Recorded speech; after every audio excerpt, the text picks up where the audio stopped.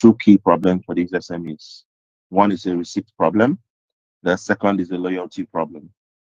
Now, how would I solve this problem for me? First interest will be on distribution.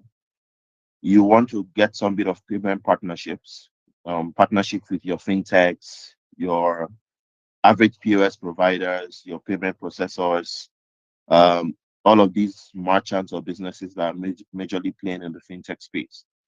And you want to pitch to them your solution. The goal is you want to be able to plug into their already existing infrastructure in a case where for everybody who uses your product or who uses their system, you get some bit of the whole receipt thing properly being sorted. You want to be able to plug and play into that solution perfectly. That's one thing. Second thing I want to advise is you want to walk into your small and medium businesses. You look at your coffee shops, you look at your barber stores, your local retailers. These are the people you want to have a niche market for and sell to them, right? You're coming with the perspective of the importance of regularly making it easier for them to be able to manage receipt for customers, include loyalty for customers as well. Show them the importance of how loyalty could bring retention to their business, how managing receipt and building proper customer loyalty stamps could bring retention to their business.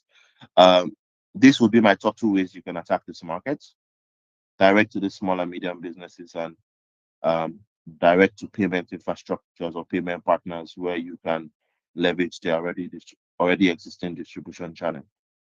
Thank you. Thank you very much. Okay, thanks for that. So from my perspective, I think having worked on B2B2C extensively, I feel like your biggest problem at the moment is going to be the cold start problem and managing demand and supply. And one of the things that I found really valuable just in terms of going to market is adding constraints to your operations. So think go local as opposed to, or go to a specific category as opposed to boiling the ocean. And then you can grow from there. From a B2B perspective, you obviously need enough people to see value and adopt your service. So what I would say is think about the incentives that you can offer for them to actually do that in the shortest amount of time without disrupting their existing business. So for example, can you offer them something for free or for as little as possible so that they prefer you and you're not displaced by incumbents in the market? And then when you have enough installations on the B2B side, you could open up the floodgates from a B2C side by either doing some sort of marketing, whichever, pick your channel, or actually incentivizing the B2B partners to actually promote you at the point of sale. That's it from me. Thank you very much. Am I next? I'm not sure. Was it me next? Okay, I'll go next. No one else is telling me not to. Okay, thank you for your question. Nice to meet you, Hader. Okay, there's been some really good replies so far, so I'm probably not going to jump on top of those, but maybe expand a little bit on some of them. So you're asking about what would you recommend the best way for you to market and gain traction, as much traction as you can. I would agree that going hyper local is a really good way to start.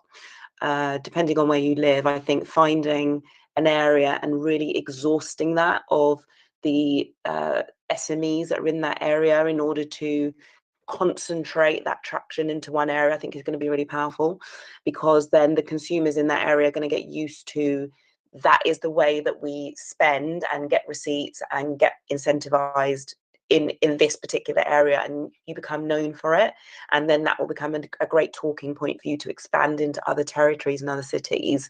I'd also say that think about what your incentives are. I know our panelists just mentioned that. I jump on that as well. The incentives need to be tailored to that particular territory. So whether they enjoy food or drinks, or they like freebies, or they like exclusive nights in particular stores, like shut-ins, like exclusive things that you can't buy, secret events, whatever it might be, ensure that your incentives are tailored to the customers so that they are interested in asking about it and taking part, because most of the time that traction is going to be a demand that you get from the customer, and then the SMEs will actually be more inclined to take it on because they're seeing that there's a demand for it and there's a buzz around it. So yeah, start small, go heavy in that area, see if that works, and then you can do a rinse and repeat. You'll need to make some adjustments because not all of the incentives will work for all of the territories, but you'll learn that. And then when you get to go nationally, you'll have some kind of groupings that make it easy. Think of the Vodafone Very Me's. They have national offers, but they are available locally. So that's the kind of end that you want to get to, and maybe have a look at their model and see if it tells you something that you can adopt as well. So good luck. Hey, Hayder. Yeah, cool. And not a huge amount to add. There have been some brilliant answers here. And this is not really my area, but with all the suggestions around being hyper local and really sort of zoning in and exhausting that is a brilliant suggestion. One thing that I would also do is qualifying the businesses, the SMEs around there, and then within the hyper local aspect, be also quite focused. I sort of find in a startup that we're invested that, for example, we've got a similar-ish problem, but in a different sector. The idea is, for example, if we are going after SMEs that already have a supplier in the space, it would take a lot of energy for us to, I suppose, untether them from them. So is the idea of finding customers that may, or businesses that maybe don't have the service in place, and then selling to them might be sort of easier and quicker to get to a position where you actually start getting some clients in. Just something to potentially consider. And another thing to be spend time to really articulate what problems are you solving, because at the end of the day, your idea could be brilliant, but what you're trying to do is solving a problem, and you want to articulate that as well as possible, and you want it to be as specific for the area and the types of businesses that you're targeting, like Nadine said. So yeah, I think just a little bit to add to what all the other great suggestions. Perfect. Thank you, everyone, by the way. Very much, team. Sorry, go on, Heather. No, I just wanted to say thank you to them. I wrote everything down, and hopefully when it's time for me to fully launch, I'm going to implement them as you guys That's suggested. brilliant. That is brilliant. Another thing what I would do is, and it was touched a little bit here, there's something called customer persona. And I'm a great believer in being, to start with anyway, being as extremely niche as you can be. There are a few ways to go about it to decide who's your customer persona, right? But the bottom line is you got to think, who is going to need this most? Who, out of all the people that need this most, who is going to be easiest to pay for this?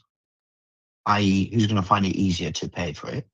And 3, who is going to be the easiest that you can get? Because, some potential customers or customer personas, you may need to spend a ton of money and have an army behind you. That's not really going to work.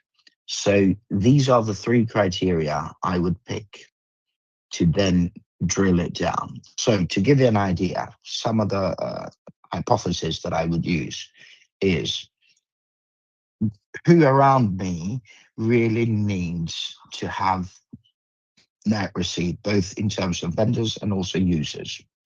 Is it somebody that perhaps may want to return an item or something that they bought, that they're likely to have lost the receipt? Is this something that they bought maybe from a local market, like, I don't know, Gold Hawk Road market, for example, or Shepherd's Bush market, as it may be called, and they don't have a means. The vendors there, they don't have a means to give people receipts and stuff. Hell, maybe most of them still take cash payments, and even if they do bank payments, they don't take it. So maybe you then drill it down to, okay, well, these are the people that sell a lot. It's not very easy for people to return them, and if I'm providing this on their phone, as you probably noticed, now there's a lot of small vendors out there that you can literally, because they've connected it with our bank, you can literally pay on their phone, with your phone to their phone. Bish, bash, bosh. But guess what? Maybe there's a way for you to have an API that will automatically send a receipt to that person, either the app or an email. Just follow the path of least resistance. That's what I would do. Don't go for the most shiny one, but whichever is simpler to build. I hope that helps, Ada. Oh no, absolutely. Thank you. I've been writing everything you guys mentioned down, and I definitely will look to be implementing them when I finally start up. Thank you very much, guys. Brilliant. And by the way, Ada, we are now publishing these things. We started since yesterday, and I'm going to try and keep it up as podcasts. And those podcasts also have the transcripts. So it's good that you're writing them down, because I actually, well, I don't know, personally, I find it easier to remember things if I write them down. But you can also go back to the recording, both in transcript and also the edited version. Actually, not just the edited, even the raw version, because we're still going to keep the raw versions for a while on YouTube. And you can still find that there. But best of luck, and see you in the next Q&A. See you tomorrow. See ya. Rightio, we've got 29 minutes to go. Just a quick reset of the conversation for those, especially on the live streams. This is Startup Growth Q&A 166. We've been here for the last 31 minutes. We're here to help you grow your business, hopefully from 0 to 1, or even go from 0 to here for that matter. We're taking questions on anything to do with business growth, from your user, vendor, partner, client acquisition, to growth hacks, go-to-market, partnerships, sales, marketing, advertising, branding, and all that jazz. There are literally no wrong questions, and there's no need to be shy, because it's a learning curve for us all. If you are here on Microsoft Teams, all you have to do, just like I did, is drop your question in the chat. We give you the mic, you introduce yourself, and then fire away with your question. If, however, you're on the live streams, whether that's LinkedIn, YouTube, Facebook, Instagram, or now also Twitter/X, then you'll need to either click on the links that we have there, or you go onto our website, startuptoscaleup.club. So again, it's startuptoscaleup.club. You scroll down a little bit, you'll find today's session, which is Startup Growth Q&A 166. You click join. That will take you on to Luma, which is a quick registration there, and there you'll be able to find today's link. Once you're here, again, drop your question in the chat. We'll give you the mic, you introduce yourself, and then fire away with that question of yours. Remember, there are no wrong questions, and there's no need to be shy. It's a learning curve for us all. If, however, your questions today are not on growth, but they're on other topics, please keep them for the other conversations we run. Mondays is talent, Tuesdays product and tech, Wednesdays growth, as you can see today. Thursdays, which is tomorrow, that is startup fundraising. And on the second Friday of each month is UK startup law. And on the third Friday of each month is UK startup finances. They're all from 12 to 1 p.m. UK time. They're all available on our site, startuptoscaleup.club. And I guess it's time to rock and roll now. Let's get this show on the road. Oh, by the way, my advice would be not to leave it for last second if you've got any questions, because then we do run out of time and you won't be able to want to ask the questions you want and get the help you need. So we'll now move on to a question that was sent in to us. We're a pre-revenue prop tech startup in Newcastle, providing a platform for co-living operators to streamline tenant management. Our platform offers unique features for improving tenant satisfaction. Many operators in smaller cities perceive co-living tech as only suitable for larger markets. Can we create a focused sales strategy that challenges this perception and positions our product as essential for improving operational efficiency, even in smaller scale developments? Maybe we can start with Jeffrey, then Nadine, then Visar, and then Bunmi, please.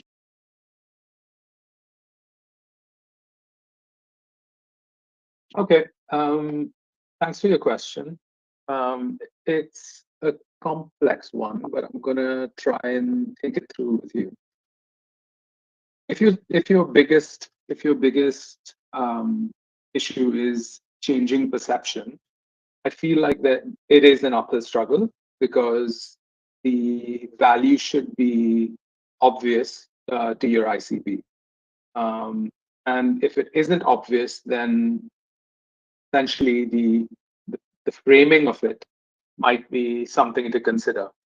So when I'm talking about framing the value proposition, I'm thinking, smaller markets have a hidden advantage. Tenant expectations are rising, so on and so forth. But I also given the fact that I'm also considering that given the fact that you are talking about efficiency as your USP or your value, you need to be able to prove that in the shortest amount of time. Case studies would help for sure, but if you don't have a live client, you'd want to be able to test it as quickly as possible with someone for free, record all your efficiency metrics, and then use that to sell on to future clients. That's my early thought at the moment.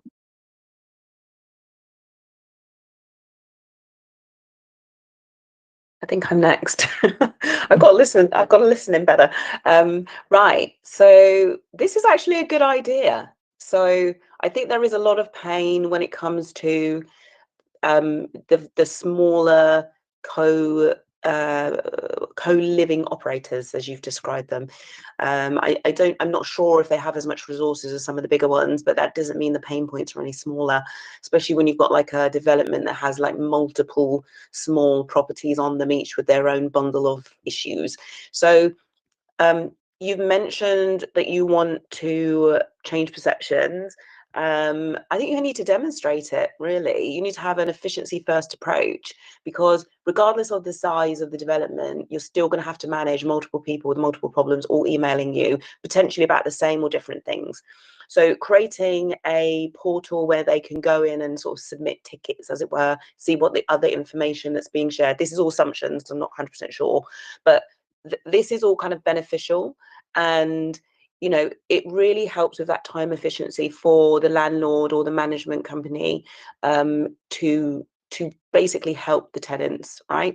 And that time that they're spending on these common problems, whether it's tenant-led or from your side, like arrears, or the turnovers of people in the property, or whatever it might be, this is going to really help. So there's a couple of things that's going to be number one for you to do, and that is to go from thinking about tenant features, and the features, to what is the profitability if you get more time back, right? What is the street? What will happen if you implement this to the way that you manage the property with your time? Could you then get more properties? We need to build a picture that says, with this in your life becomes better because of these reasons. So case studies are really, really important. Even if it's coming from a larger development, right? And there's, just offshooting quickly, if you work with a larger development that's known and get some case studies about how that's helped them, if they don't already have a management platform, then you can use that for the smaller ones and talk about how it's, efficient for both, right? But really, you need to anchor on those pain points as well. So what is the efficiencies that's going to be delivered by using the platform, and what are the pain points that you can anchor to that's actually going to be helpful for those that you're selling to, and then begin to go from there. So things like, how long is it going to take to resolve an issue if everyone is emailing, like I said, at one point at the same time. So yeah, that's the main thing. And then don't be afraid of getting people to take that messaging and run with it for you, so that you're able to see, what are the pushbacks? Why are people saying no? What would they prefer to have? Are there features and benefits that you are not talking about? Is there time and efficiencies and pain points that you're not talking to them about? So get some feedback, develop a really good sales strategy, and go forward with the points that matter most to the clients that you're trying to get. But I think you've got something here, so keep going, and good luck. That was great from Nadine. I mean, again, I'm just going to add a little bit to it. I do agree. I think it's a great idea. I think it does. It seems like it taps into a market that's not being potentially sort of looked at the moment. It sits in a bit of a sweet spot between if your target market is between the very small and the very large, so the middle bit. That area tends to be underserved in a lot of sectors, and if you get it right, it can work really, really well. Couple of things. You touched on two things: operational efficiency and customer satisfaction. There are both potential benefits to the operator. So it's just a question of, again, articulating that in a way that makes sense. So, with operational efficiency, can you turn that into hard return on investment, into hard numbers as to this is what you gain out of it? Usually it's margin, or it could be being able, and that can be translated into being able to do more work with less people because you're using this cool piece of tech, this very useful piece of tech. Customer satisfaction is obviously quite important because that has a knock-on effect on everything, including word of mouth, including repeat business, including general sort of the way how your brand or your company is perceived out there. So you've got a mix of both hard return on investment and soft return on investment if you use our platform type pitch, obviously with facts. So you would need to work out what they are and then go and pitch that, because ultimately it is about what do they need and what do they see as valuable, and you're trying to sort of you're just trying to present that as well as possible when you speak to them. Another bit that's quite important is the implementation of it. Is it as frictionless as it can be? Because there will be a cost associated with it for the operator if they need to implement a platform or a piece of tech that is hard to implement. In this day and age, that should be as frictionless as possible. So if it's not, definitely look into that. And then finally, something that I always have done for myself, and I still do, is whenever you're looking at anything, you always go to the top, try and speak to the founders or the managing directors of those companies. People are much more open to chatting, especially if you're not just going and trying to sell them stuff. But if you just go and say, hey, I've got this really cool idea that I think could be great for this sector, can I just have a chat with you and sort of see if I can learn from you whether I'm on the right path, whether I'm doing something that is essentially useful. And sometimes you walk out of it with a potential client, sometimes you have an investment, even an angel investor, sometimes you get advice, contacts. That is incredibly, incredibly valuable. But again, similar to Nadine, it's a good idea. Good luck. All right. I think for me, everyone has pretty much talked about it. I think I'll just add two things. One of the speakers, one of the guests already mentioned the first thing I want to talk about, which is to be sure your ideal customer is the right one. Because it can be a bit of concern if you need to challenge and understand the perception or change the perception of people before they can go ahead to use your product. That can be a concern in the first case. It might mean that your product is not a core problem or a core need for them. And that's something you want to go back into your product to be sure that you're really solving a core problem. But then at the same time, I also understand that some people might not know that they have a problem until it's faced with them or until they are shown the problem, which is can be a disadvantage to you as a startup because again, you want to be sure that you're solving a problem that is of dear need to anybody you're speaking to that is perceived to be your potential customer. So if the solution you're providing doesn't come upfront as a core solution, then that can be a problem with the people you're speaking to. But then secondly, let's picture that you need to still try to position your product for them to see why it's important for you to for them to have the product as a solution. I think my second point on that would be use the basic sales strategy, which is the freemium model. One of the ways we were able to initially launch into the market for my current startup, we're about 12 months old now, and we currently have about 3,000 users on our platform. Um, no marketing, no form of extra field salespeople or any sales hack. For the first 2 months, we hosted some bit of webinars and online events that allowed for people to come and speak to us directly, and we're able to give them opportunity to use the product for first couple of weeks for free, and that eventually helped to build the stickiness of the product for users, and we saw users eventually paying over time for the product. As we speak, like I said, we're 12 months old. We're launching our version 0.1 in January of 2026 because for the first 12 months of building, we've been doing a lot of work around our MVP, and a lot of the processes have been manual.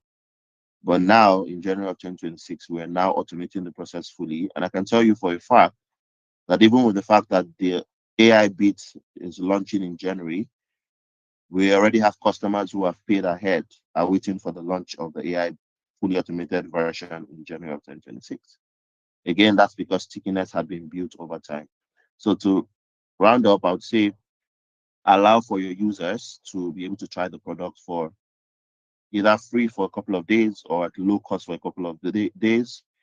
This will allow them to see the fact that you're really solving a problem for them, help you de-risk the possibilities of your model, and allows you to generate enough feedback for the product itself, that you can then eventually use to take back to your team to work around either product strategy or launch strategy. Thank you.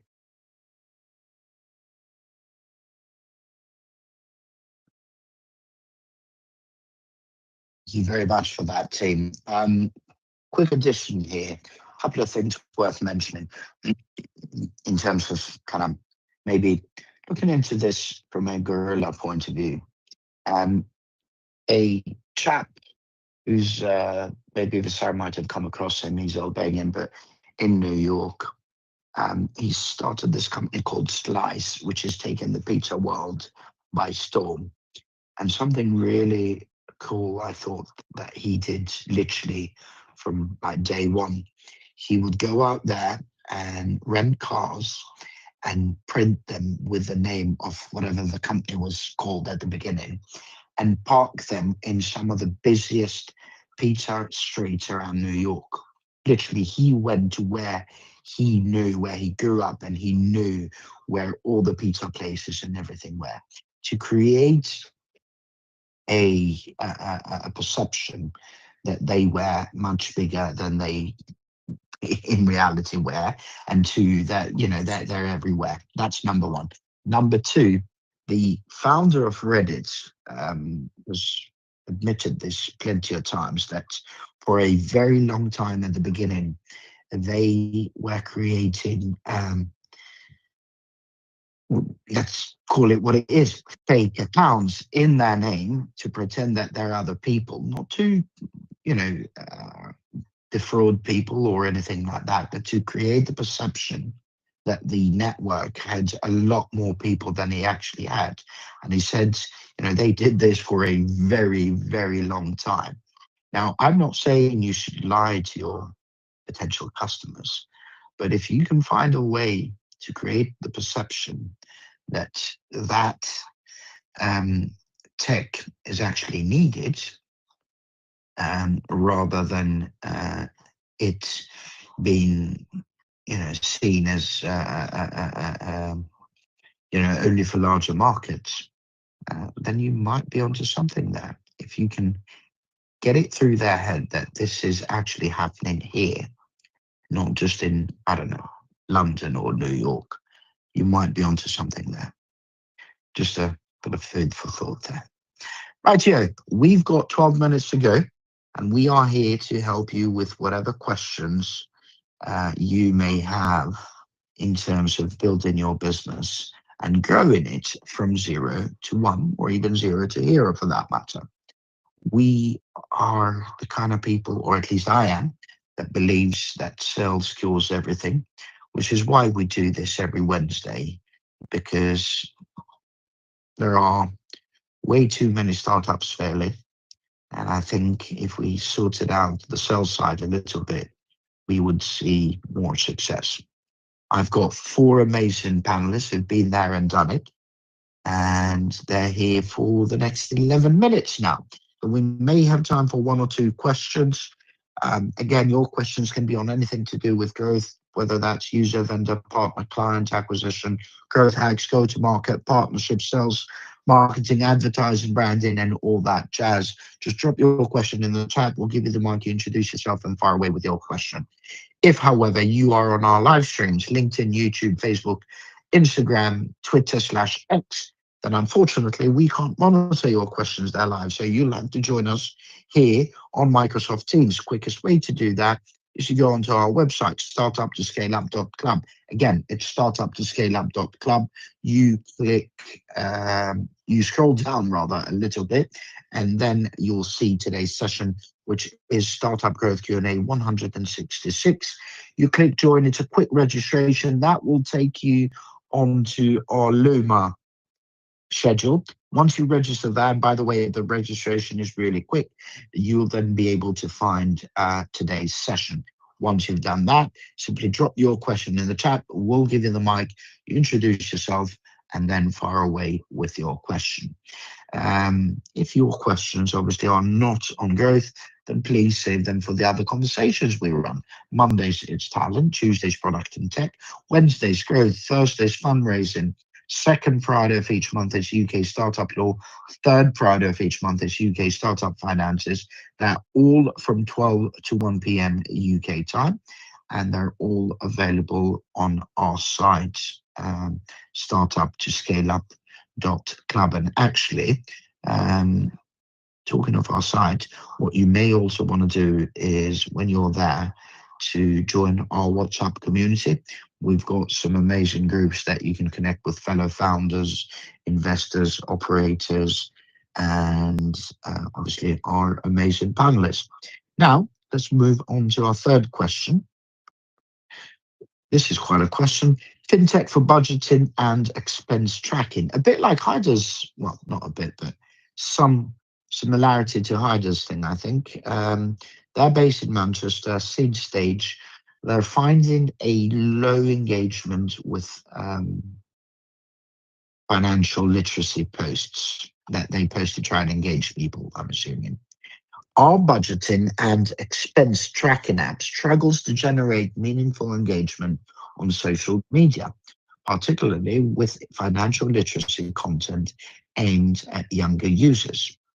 How can we build a more engaging strategy that includes short, relatable video content demonstrating real-life budgeting scenarios, interactive polls on spending habits, and live Q&A sessions with financial experts?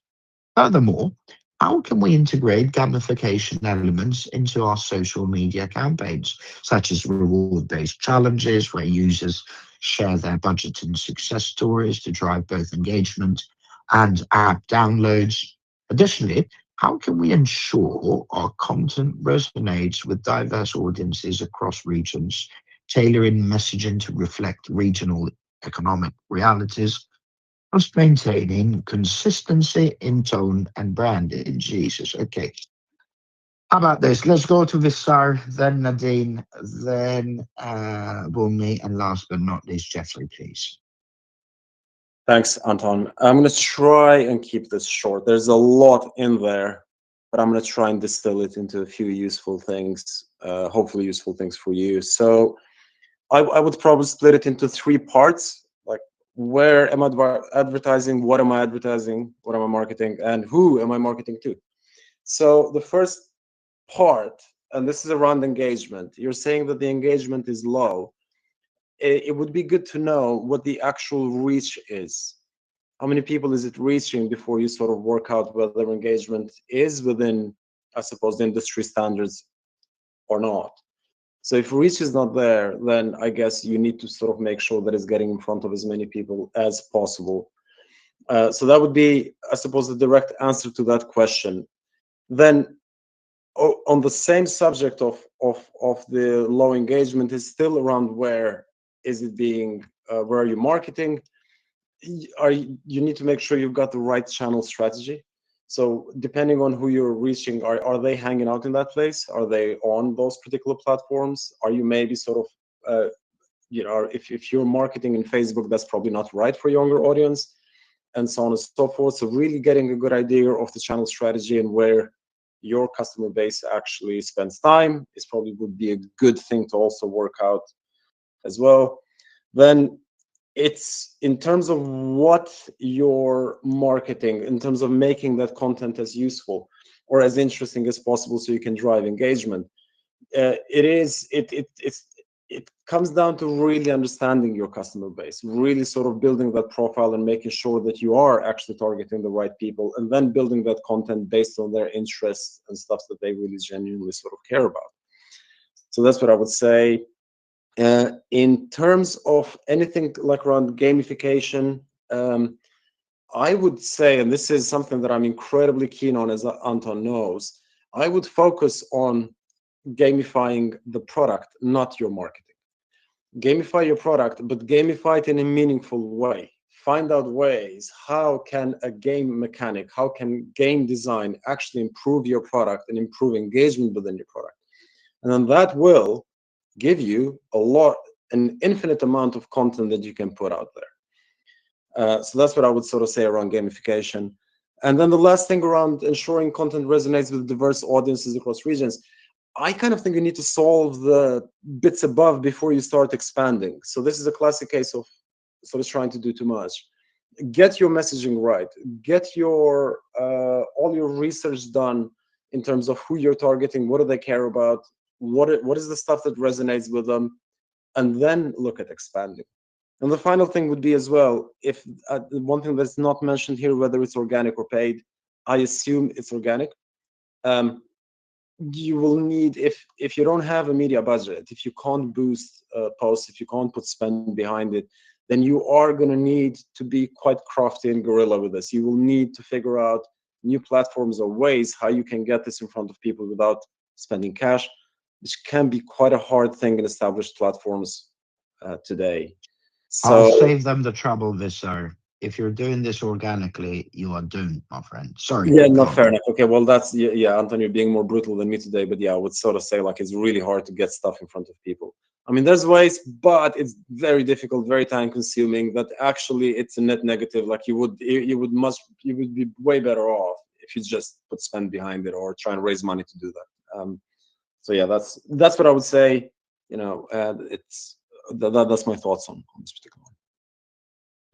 Thank you. Yes, Nadine? I'm going to jump right onto the gorilla part of this because that is where I think you can really get some traction. And I totally agree with everything Bizar says. Like before we start going into the action a bit, you need to think about the fundamentals. 100% I'm with that. But let me take you on the next bit. Right.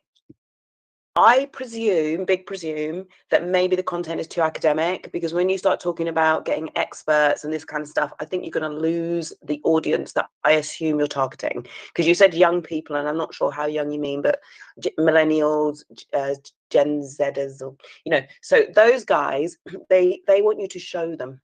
Right, they want to be taught, but they want to be taught in a way that they're being shown, so they feel like they've taught themselves. So it's a bit of a conundrum, but you can do it. And what I'm thinking for you that I think would really work is keep it really, really short in terms of the content that you're showing, and focus on showing them what the platform can do. Literally show them in terms of like imagery, and put that together with some common scenarios. So the choice between like getting an Uber that's on surge, but it's not nighttime, you can get a bus, right? And then there's a choice dilemma between spending 30 quid and spending 5 quid, or however much it might cost.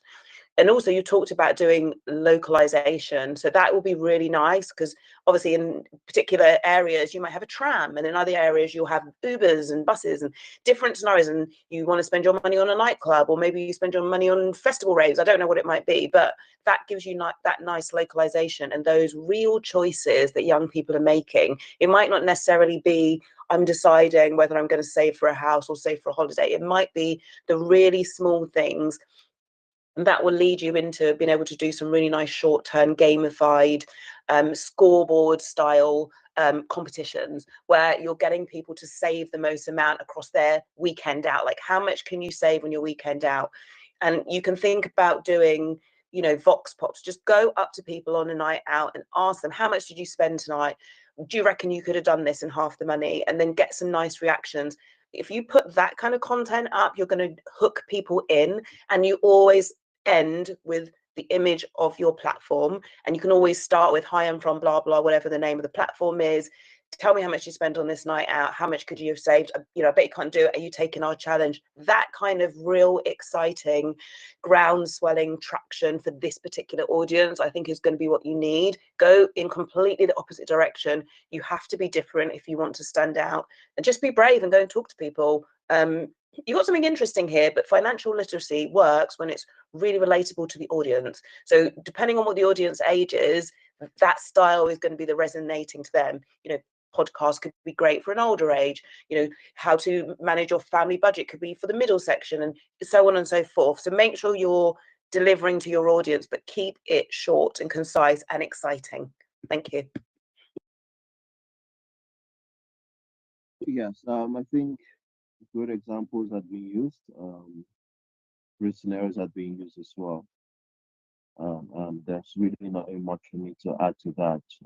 Yes, budgeting apps, budgeting platforms are very important, useful, but then sometimes the content can really feel boring. And just like had been mentioned, you want to make sure that your content characters are very relatable to the everyday young professionals. Uh, Take for instance, one of the movies right now that is topping um, the charts on Netflix and co is Stranger Things. And I've seen some companies already using Stranger Things to sell content or sell their products across their socials because of the type of people they're trying to get to. So use such type of relatable characters. What's happening in the life of most young people today, the movie scene, the music scene. Try to tie it into the finance content and the budgeting content and create abstract, interesting characters around it. And just like the last speaker had also said, it's important you want to have point of view type of content where you're regularly asking questions, relating people's spending habit or young people's spending habits and the potentials that they are missing out from choosing to make one decision over the other. And then in terms of gamifying your content, also very important as well. Try to put up challenges, right? Where there are challenges across your socials, and people can be a part of those challenges. People can get to play certain games. People can get involved in certain games. Um, and at the end of the day, use all of those games, create out user-generated content from it. Say, take for instance, if you're doing a savings challenge or something, and you're getting users to share screenshots or share videos or share some of the smart money hacks that they paid attention to for that week.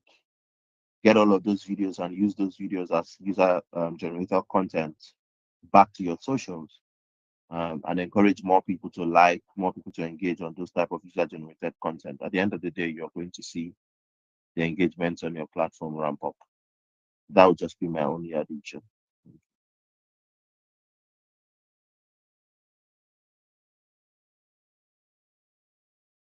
Okay, so I mean, everyone's sort of like delved deep into what the potential issues could be and um, how to essentially handle them. But I think one of the important things you need to consider when you is the category that you're operating in. And when you're talking about financial advice, one of the most important things that comes up, whether it's said or unsaid, is trust. And if you are a person who is relatable in the same, essentially in the same situation as your audience, and can demonstrate online that you are seeing, or you have a system or a way to save people money, or to improve outcomes for them financially in a credible way, uh, the algorithm does tend to pick that up. But if you're starting out, what tends to happen is trust is low. Trust in you is low for sure. And so you may want to consider trust as a transferable asset. What that means is think of other people that can confer trust on you in an authentic way. Which means if you know of any people that have a similar sized following or a larger following and are willing to remix content with you, definitely consider that. Definitely consider that as a way in which to grow. I found that to be an extremely valuable growth lever, and it saves you a lot of pain trying to grow just on the back of your own, I guess, creative strategies, because it gives you a shortcut essentially. What you will still need to consider beyond that is value per minute. And when you think of short form content, you usually think 30 seconds. I found it really valuable to break up the script, if you will, into 15 second chunks, and then see every 15 seconds what story you're telling. Is it cohesive, and does it build trust? And does it actually lead up to an actionable outcome that users can take away? And that's the value per minute um, framework that I've sort of implemented as well. And I guess the final thought here is community is always a way in which to win. So if you are able to add value to people, find a way to capture them, capture their reactions, but also capture um, them saying something authentic about how it's added value to their life in a very relatable setting and surrounding. I feel like the backdrop just adds authenticity and is definitely your calling card when you want to reach a larger audience. Um, I don't have anything further to add. No, thank you very much, Tim. Really appreciate that. And I'm sorry I've kept you 6 minutes over the line. I understand you need to go, but if any of you would like to give us some parting words, please feel free to. We can perhaps start with Nadine, then Visar, then Bonme, and last but not least, Jeffrey, if you do want to add anything. If not, just say goodbye and I'll let you go. Firstly, thank you so much for the invitation today, Anton, and what a great session. We had some really good questions. I think I'm gonna say, as we approach the end of the year, feel free to take a break. Okay, I have blocked out my calendar for 2 weeks, and yes, I'll be doing a little bit of work, but I think it's important to take a break in between the hard work, and you're going to hit the ground running in 2026 most likely. So take that breather, allow yourself to rest and recuperate so that you can start the year off in a fantastic, clear-minded fashion and be laser focused on your goals. I've got a planning session coming up. If you would like to attend that for the annual planning, please have a look at my profile and look at the post. And yeah, I wish you a wonderful festive season. If not, I'll see you next week for the final panel. Thank you. Brilliant. Thank you, Nadine. Visar? Thank you for having us, Anton. And yeah, great questions. It was a really good session. And yeah, wish everyone all the luck with everything they're doing, and have a great holidays, and listen to exactly what Nadine said. I thought it was brilliant. I might just do that actually. That's all for me. I bet you won't. Cheers, buddy. I think we said Bonme and then Jeffrey did. Right. Thank you again for the opportunity. And I think, yes, let's have a great holiday. Again, I found out as much as we want to see the success and the result of our product or our startup, it's also important to know that the bricks and the rest are part of what makes a healthy founder. Just like has been said, please do take that rest. It's not a do or die affair. You can always come back rejuvenated once you've had a bit of time to rest and think through your processes again. Thank you, Wilmer. Last but not least, Jeffrey, please. Thanks again, everyone, for joining. And thanks to the panelists. The conversation has been really interesting. I've learned a lot as well. But for people who did ask questions, if you do have follow-up questions, feel free to, or feedback, feel free to send them Anton's way. And I assume I'm going to speak for everyone when I say we're happy to answer any feedback or follow-ups from the session. What we want to do is be able to give you valuable insight, and sometimes we can't because the questions are really long. But anything that does occur to you after, feel free to reach out directly or to Anton, and we'll be happy to answer. It's brilliant. Thank you very much, team. Really appreciate your input today. And those of you that won't join us next week, which is our last growth for 2025, I wish you an amazing end of year and a brilliant start to 2026. And of course, if you celebrate Christmas or New Year's, Merry Christmas and a Happy New Year. A couple of quick things before my parting words. Number one, those of you on the live streams, thank you for joining us. But next time, join us directly here on Microsoft Teams. It's audio only, which means you can join us from anywhere via any platform or device.